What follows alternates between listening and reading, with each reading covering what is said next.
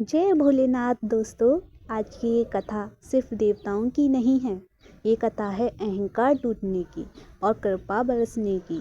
आज हम सुनेंगे चंद्रदेव का अहंकार और भोलेनाथ की असीम करुणा।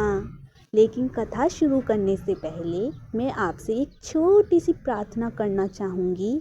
अगर आपको सच्ची भक्ति कथाएं, शिव विष्णु कृष्ण से जुड़ी लोक प्रसिद्ध कहानियाँ और दिल को छू जाने वाली कथाएं पसंद हैं तो अभी चुटकी पत्ता चैनल को सब्सक्राइब कर लीजिए, क्योंकि आगे भी इसी तरह की पौराणिक और लोक कथाएं इसी चैनल पर आती रहेंगी।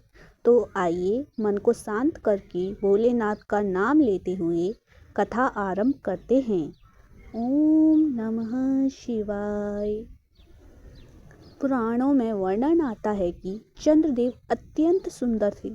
उनका तेज शीतल था पर प्रभाव गहरा। उनकी किरणों से धरती को शांति मिलती, औषधियाँ प्रभावी होती, मन को ठंडक मिलती। देवताओं में चंद्रदेव का विशेष सम्मान था। वे नवग्रहों में प्रमुख थे, पर धीरे धीरे उनके मन में अपने रूप और स्थान का अहंकार जन्म लेने लगा। दक्ष प्रजापति की 27 कन्याएं, जिन्हें हम 27 नक्षत्र कहते हैं, चंद्रदेव को विवाह में दी गईं।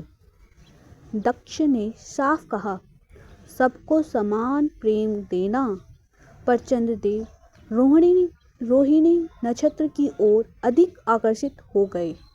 बाकी नक्षत्र उपेक्षित होने लगी, दुखी रहने लगी, अपमान सहने लगी। आखिरकार वे अपने पिता दक्ष के पास पहुंची। दक्ष प्रजापति स्वाभिमानी और कठोर स्वभाव के थे।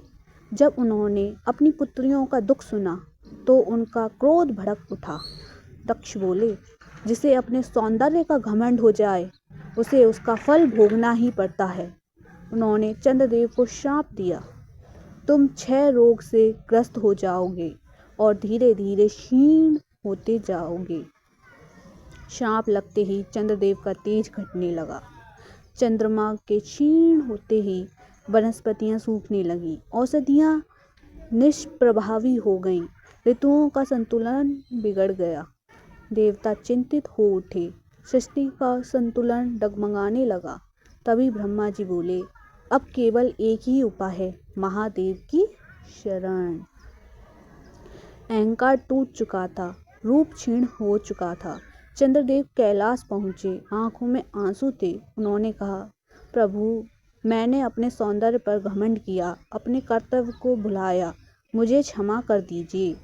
भोलेनाथ ने नेत्र खोले। महादेव बोले, चंद्र, अहंकार मनुष्य ही नहीं, देवताओं को भी गिरा देता है, पर पश्चाताप मन को शुद्ध कर देता है। शिव जानते थे श्राप पूरी तरह टाला नहीं जा सकता, इसलिए उन्होंने करुणा का मार्ग चुना। महादेव ने चंद्रमा को अपने मस्तक पर स्थान दिया और कहा, तू घटेगा भी और बढ़ेगा भी, पर पूर्ण रूप से नष्ट नहीं होगा। यही कारण है अमावस्या का और पूर्णिमा का आज भी होती हैं। कहा जाता है, चंद्र दोष हो, मन अशांत हो, भावनाएं असंतुलित हों तो सोमवार का शिव पूजन, पूर्णिमा का व्रत विशेष फल देता है। इस कथा से हमें सीख मिलती है, घमंड पतन की ओर ले जाता है, विनम्रता उद्धार का मार्ग है। भोलेनाथ दंड नहीं देते, दिशा दिखाते हैं।